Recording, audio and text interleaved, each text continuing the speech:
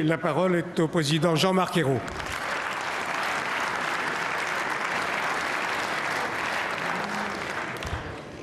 Merci, Monsieur le Président. Monsieur le Premier ministre, Monsieur le ministre des Affaires étrangères, Monsieur le ministre de la Défense, mes chers collègues. Depuis le 25 février, les socialistes, par la voix de Martine Aubry, ont exhorté la communauté internationale à l'instauration d'une zone d'exclusion aérienne. 3 longues semaines se sont écoulées avant l'adoption de la résolution 1973 de l'ONU. À l'époque, les opposants au régime du colonel Kadhafi étaient aux portes de Tripoli. Et c'est à Benghazi dimanche qu'il a fallu stopper la contre-offensive. Il s'en est fallu de peu avant qu'il ne soit trop tard. Monsieur le Premier ministre, Mesdames et Messieurs les députés, de la place où je vous parle, je n'ai jamais été indulgent avec votre gouvernement. Il y a quelques semaines encore, j'ai contesté fermement avec mes amis du groupe socialiste radical et citoyen la position ambiguë du président de la République. Nous avons déploré les silences, les complaisances, les contresens de Madame Alliot-Marie, alors que le monde arabe était et est encore à un tournant de son histoire. Nous avons suffisamment dénoncé la perte de crédibilité de la France au démarrage des révolutions arabes pour ne pas saluer son engagement aux côtés du peuple libyen et son action décisive pour obtenir un mandat de l'ONU. Certains relèveront que cette implication est destinée à faire oublier vos accointances passées avec Kadhafi. D'autres souligneront que des arrière-pensées nationales surplombent la communication élyséenne. Sûrement, mais l'essentiel aujourd'hui n'est pas là. L'essentiel, c'est que la victoire de Kadhafi sur les forces révolutionnaires n'aurait pas seulement signifié une tragédie pour le peuple libyen, elle aurait été un signal désastreux, un chèque en blanc pour les tyrans disposés à immoler leur peuple, pour maintenir leur règne, un crédit pour ceux qui seraient tentés de ne pas concrétiser l'espoir de démocratisation dans les sociétés libérées. Nous approuvons donc une opération que nous avons souhaitée dans le cadre que nous voulions, celui des Nations Unies, et nous nous félicitons des premiers résultats atteints. Nous saluons l'engagement de nos militaires partis défendre la liberté et éviter un massacre que nous savions imminent de populations innocentes. Cette intervention s'inscrit dans un cadre strict que nous souhaitons rappeler et qui lui donne sa légitimité. Nous ne sommes pas en guerre contre la Libye. Nous œuvrons à la demande de son peuple, à la protection des populations civiles. Nous ne sommes pas à l'offensive. Nous défendons un peuple contre un dictateur halluciné dont les fièvres sont criminelles. Nous ne sommes pas des libérateurs. Nous n'avons pas mandat pour intervenir au sol. Une opération aérienne n'a jamais permis de gagner une guerre ni de se débarrasser d'un dictateur. C'est aux Libyens eux-mêmes qu'il appartient d'œuvrer à leur libération et à leur victoire. Nous ne sommes pas non plus les nouveaux croisés. Nous nous refusons aujourd'hui comme hier à tout combat de civilisation. Nous agissons sous mandat de l'Organisation des Nations Unies et en étroite concertation avec la Ligue arabe et l'Union africaine. Nous condamnons avec force les propos irresponsables de M. Guéant, votre ministre de l'Intérieur, qui hier, et je le cite, a cru devoir se féliciter de voir prendre le président de la République prendre la tête de la croisade. C'est sa phrase exacte. Non, mes chers collègues, mesdames et messieurs les députés, nous ne sommes pas l'Occident chrétien contre l'islam. Nous combattons au nom de droits universels. Le monde aujourd'hui ne veut plus fonctionner comme au XXe siècle sur la diplomatie de la canonnière, c'est-à-dire l'usage de la force justifiée par le fardeau de l'homme blanc, une mission civilisatrice ou une destinée manifeste, ou sous sa version euphémisée du droit d'ingérence. La ligne adoptée... Chers collègues, la ligne adoptée... Chers collègues, je vous en prie.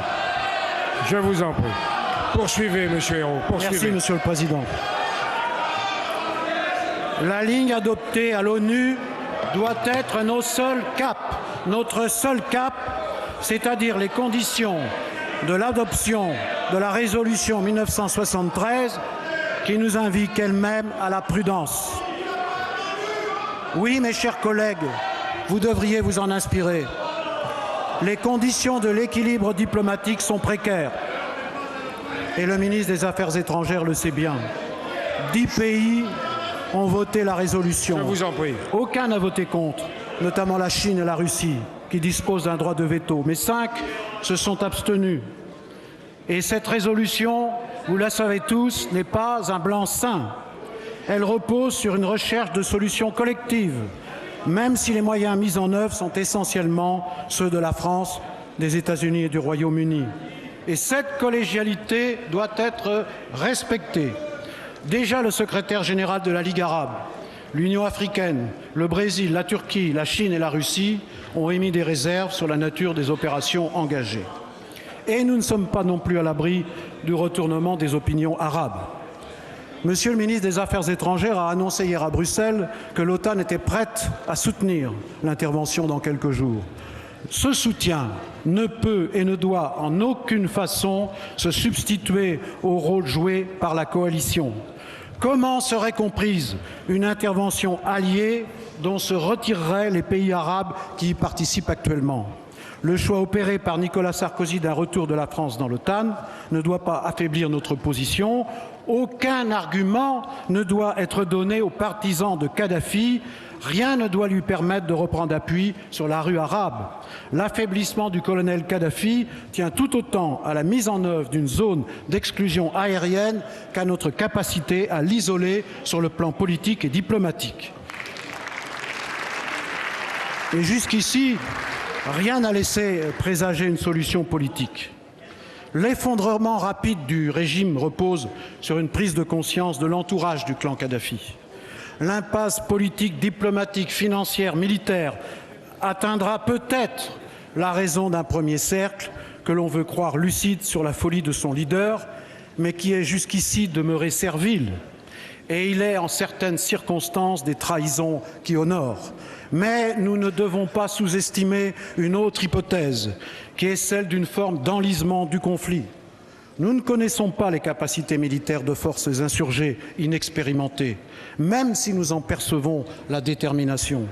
Le tyran libyen a une connaissance claire de ses adversaires sur le terrain, comme de nos propres contraintes. Il n'aura aucun scrupule à utiliser la foule, les populations civiles comme bouclier de son propre cynisme. Il n'est pas pressé, sauf retournement de son propre camp, la durée ne lui fait pas peur. Il sait que les opinions occidentales sont traumatisées par les conflits qui s'enlisent. Il anticipe que le temps lui fournira les images qui adhéreront la légitimité de notre intervention dans les opinions arabes. Il espère enfin que le consensus obtenu dans l'enceinte des Nations Unies se fissurera progressivement. Chacun ici, et vous l'avez sûrement, Monsieur le Premier ministre, Monsieur le ministre des Affaires étrangères et de la Défense, a conscience de ces risques. Ils ne doivent pas être relativisés. C'est pourquoi nous vous demandons solennellement d'assurer que la France ne prendra en aucune façon part à un plan caché qui aurait pour objet une seconde phase de l'engagement militaire. Les objectifs, les moyens employés, l'organisation des alliés Rien ne peut ni doit se faire sans discussion préalable avec nos partenaires régionaux, et je pense bien sûr à la Ligue arabe et à l'Union africaine. Rien ne peut ni doit se faire sans mandat de l'ONU. Faute d'une telle légitimité, toute initiative nouvelle se retournerait contre ses promoteurs. La Libye ne doit pas devenir un nouvel Irak ou conduire au même envasement qu'en Afghanistan. Voilà, je crois, une ligne claire. Enfin, les objectifs militaires ne peuvent pas résumer notre intervention. Les campagnes de bombardement provoquent toujours des mouvements de population. Les avancées et les reculs successifs des forces armées sont prévisibles et imposent que soient anticipées des opérations d'urgence humanitaire. Les approvisionnements logistiques des zones libérées doivent être organisés.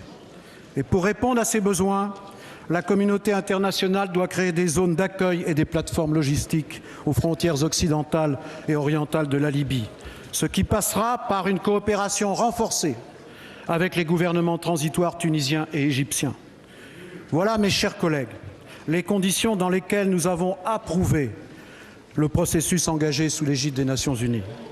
Et je voudrais conclure en vous disant notre conviction que ce qui se détermine aujourd'hui n'est pas le seul destin de la Libye. Il se joue quelque chose de plus profond, de plus grave, de plus absolu.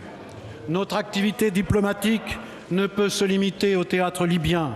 Notre vision doit s'inscrire dans un cadre plus large pour trouver sa pleine cohérence. Ainsi, nous devons partager ce moment où l'idée de la liberté gagne de nouveaux territoires.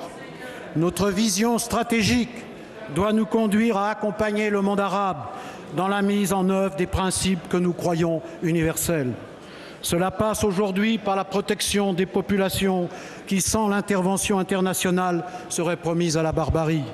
Cela passera demain par l'aide à tous les peuples libérés pour consolider la démocratie en favorisant leur développement économique, en assurant une coopération avec des partenaires qui ne veulent plus être traités comme de simples obligés. Nous devons soutenir un processus qui peut permettre l'émergence d'États de droit qui, tout en préservant la liberté de conscience, sépare le temporel du spirituel. La démocratie, la liberté et le développement économique sont les meilleurs remparts contre le fanatisme et le terrorisme. Aujourd'hui, les peuples libérés et ceux qui se libéreront demain nous regardent. Ils n'oublieront pas les liens économiques, culturels, stratégiques dans le monde arabe et en Afrique, s'apprécieront à partir de la façon dont nous aurons accueilli leur formidable mutation. Ne pas le comprendre relèverait de la faute politique et historique. Nous sommes le pays de la liberté. Nous pensions avoir tout écrit. D'autres peuples renouvellent dans leur langue, avec leur alphabet, ce formidable élan qui nous inspire depuis 1789. Il était de notre responsabilité qu'ils ne s'arrêtent pas aux portes de Benghazi pour que les peuples arabes puissent écrire chacun leur histoire. Notre fierté est de les accompagner sans les précéder ni les abandonner. Et pour nous, aujourd'hui, le combat pour la liberté porte un nom, celui de la Libye.